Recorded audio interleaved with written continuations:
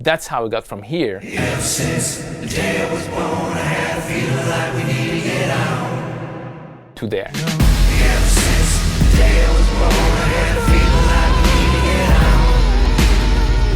Ever since the day I was born, I had a feeling like we need to get out.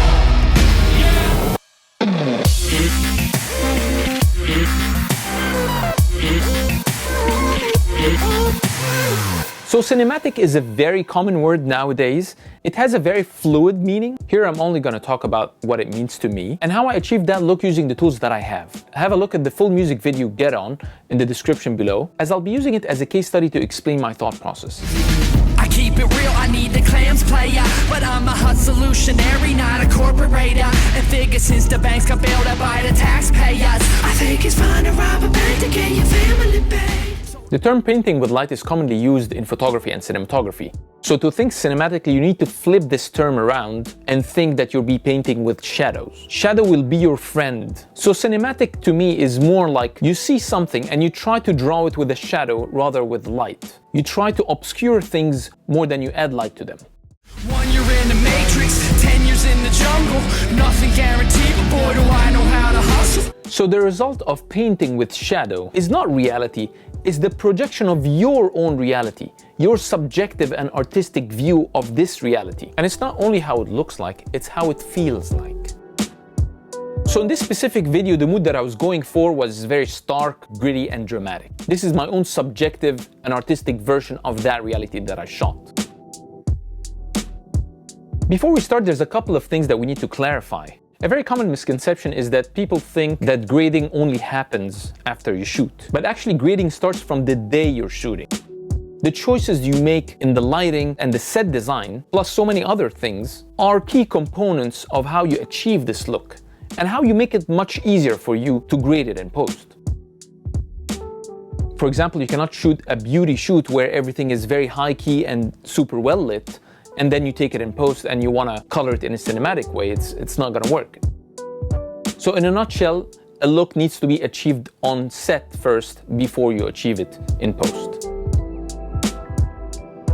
The other important point that I realized people don't want to talk about is that there's no one-click make awesome solution out there that will turn any footage to cinematic. Everything you get from apps, plugins, LUT packs, and everything everybody's offering are only a first step for you to achieve your vision into what cinematic feels like to you. I'm American, baby. Okay, let's move to the camera settings. I used the GH5 with a Sigma 1835 f1.8. I added a black Pro Mist lens filter 1/8 and of course a Metabone adapter XL.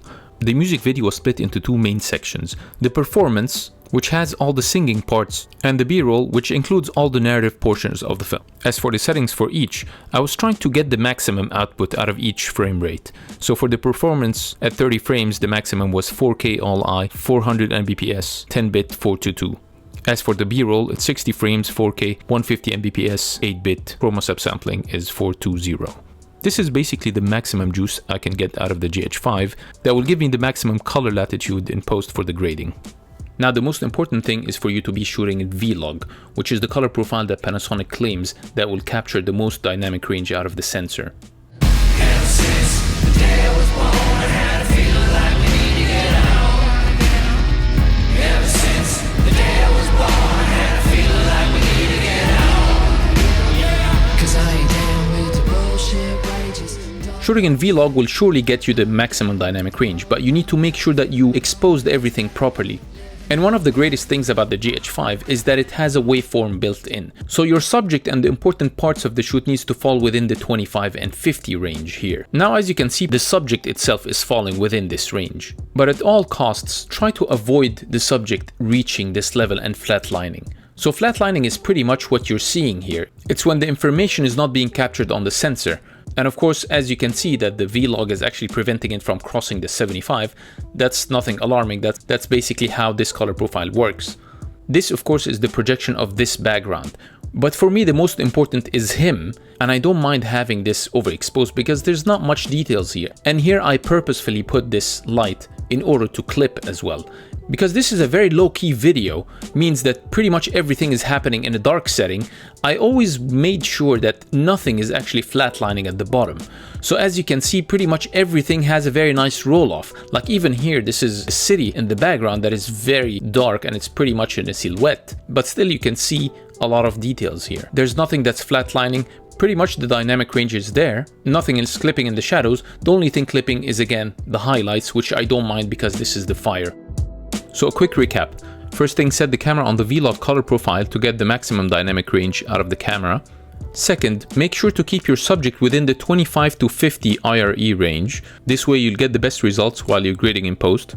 And if your shoot is happening mostly in a dark setting, then always make sure to protect your shadows, meaning try as much as you can not to let any details touch the 0 IRE. And this is pretty much the case in this music video. But if your shoot is happening in the morning or in a much well-lit setting, then always protect your highlights, basically reversing everything that we said about the shadows.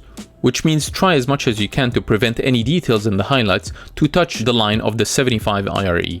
Of course, the one thing in both cases that is allowed to touch the 75 IRE line is any light source that is visible in the frame and it's pointing at the camera, of course. So this would conclude the second part of this series. Please check this video for a list of all the before and afters. And if you have any question about what I discussed in the episode today, please feel free to drop a line in the comments below. Thank you so much for watching. I hope you liked this video and I'll see you next time.